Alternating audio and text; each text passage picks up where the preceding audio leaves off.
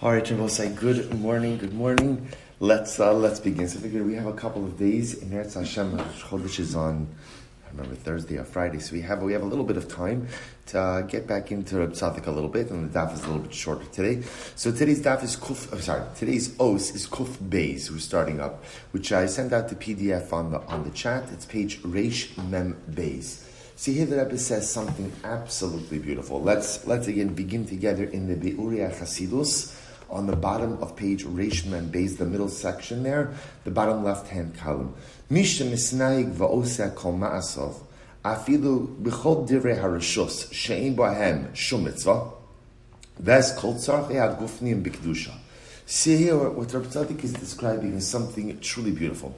He's talking about an individual who goes out and conducts himself in all matters. Now, he breaks down life activities into two categories. There's what we call divrei harishus. Divrei harishus.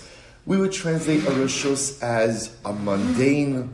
Rishus could be mundane. Rishus could be optional. Sometimes the best way to define something is by its opposite. What rishus is not, is it's not a mitzvah. It's not a mitzvah. So there are areas in life that are called divrei rishus. Divrei rishus. Again, certainly not an aveira, nothing bad, but not a mitzvah, not anything particularly holy. Just, we'll call it activities of daily living, basic, mundane things. So the Rebbe says something so beautiful. He says there are some people who perform all of their life activities, both their divrei rishus, obviously their divrei mitzvah, so we'll work backwards. Both their divrei mitzvah, their holy activities, and their divrei rishus, ves kol tzarchei hagufnim b'kedusha, and as well as all their physical needs, they do with kedusha as well. See, he's describing over here a kind of person who approaches every activity of life through the lens and through the prism of kedusha. Every single thing I do has to have an element of kedusha to it. Now, I will say, it's obvious that when I do mitzvahs, those have kedusha attached to them. And by the way, that's true even if a person doesn't have kavanah. Let's say it's just mitzvahs anoshim milumada. A person goes through the actions. Right? Sometimes it happens in life where I'm doing stuff, I'm doing good stuff, but I'm not really giving any thought. I'm just going through the motions. There's kedusha in that also. Person puts on tefillin and is not thinking about the deeper kavanas of tefillin. Is not even thinking about the mitzvah of tefillin. Is kind of just going through the motions. There's a benefit. There's a kedusha in that. So the Rebbe is not even discussing over here the performance of mitzvahs. He's describing over here a level of existence where a person strives to infuse holiness into every single thing that they do. Both what he calls their divrei rishus, their mundane activities, and their dvarim gufnim, their physical, their activities for their own physical needs. He says, shekol ma'asav hagashmiyim na'asim bekavana l'shem shamayim. Let's say I often find some things, it's very easy to translate the words, but it's much more difficult to actually wrap your head around the concept. So Hatzaddik over here is saying that we're describing over a person where all of his physical actions, so again, all of his physical actions, his mundane activities, divrei rishus, dvarim gufnim, physical activities, are all done with kavanah l'shem shamayim. Every single thing I do l'shem shamayim. Now, what does l'shem shamayim mean? L'shem shamayim can mean for HaKadosh Baruch Hu, but in Rabbi Tzaddik's, in this piece here, what he's saying is everything I do has a kedusha motivation. There's no such thing as an activity I engage in that doesn't have an underpinning of holiness. I will say, again, it's hard to, we've seen this concept before. It's hard to really understand. I find it's hard to really understand it because we all have things in life that we do that, forget about the things that I do that are asr, right? That are not allowed. Let's leave those on the side for right now, right? Also, even there are things that I do that aren't asr. But I can't figure out how actually to infuse kedusha into that. I don't understand how there could be a sense of holiness within certain activities that I engage in, whether it's day in or day out or episodically. So again, we'll focus on how to make this lamaisa, but the point that Rabbi Tzaddik is describing over here is a construct. This individual who we are describing is someone who infuses Kedusha. Of course, there's Kedusha in my mitzvahs, but he infuses Kedusha into two other levels. Dvarim Gufniyim, physical things, and divrei rishus. What does it mean to infuse Kedusha? Every single thing that I do l'shem shamayim. I do for the sake of HaKadosh Baruch Hu. I'll show you just a little bit more. He says, Umachnis bahem, this is so beautiful. Page Reish Mem Gimel. Umachnis bahem, avdus uritzon Hashem yizbarach. So I will say, this is really what he's describing over here is what does it mean to do something l'shem shamayim? Listen to these words. What does it mean to do something l'shem shamayim? He says, I infuse into my activities a sense of avdus, a sense ultimately again of servitude to HaKadosh Baruch Hu, uritzon Hashem yizbarach.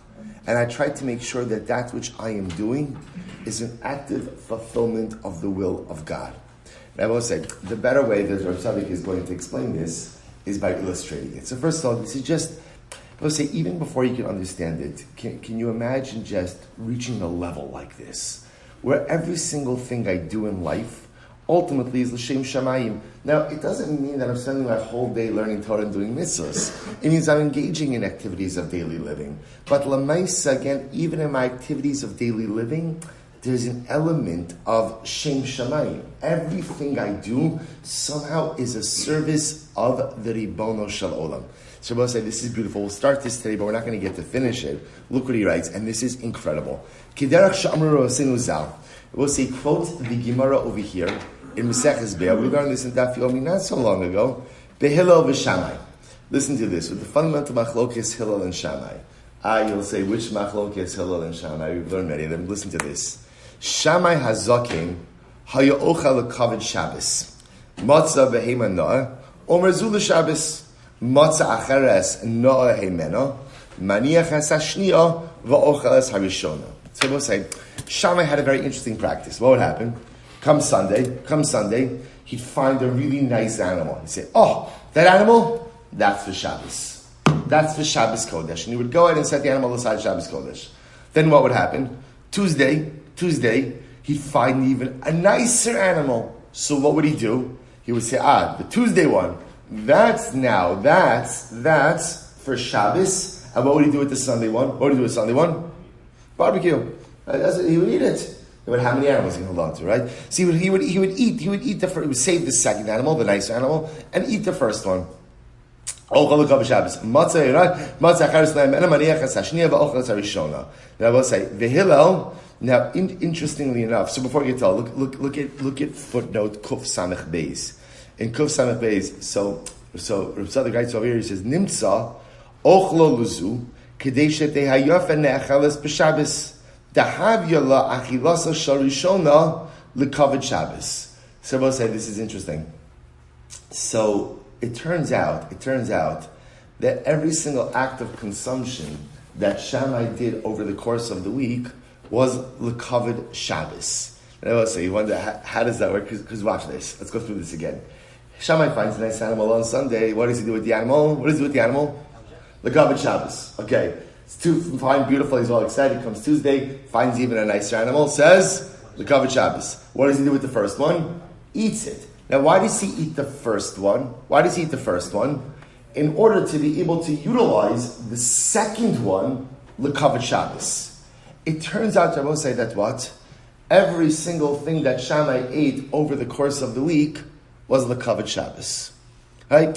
Which is in every single thing he ate over the course of the week, was lekavod Shabbos. Shabbos say that's a level where here eating itself is a fundamental gufni activity. It's a physical activity. It's a mundane activity. It's an everyday activity.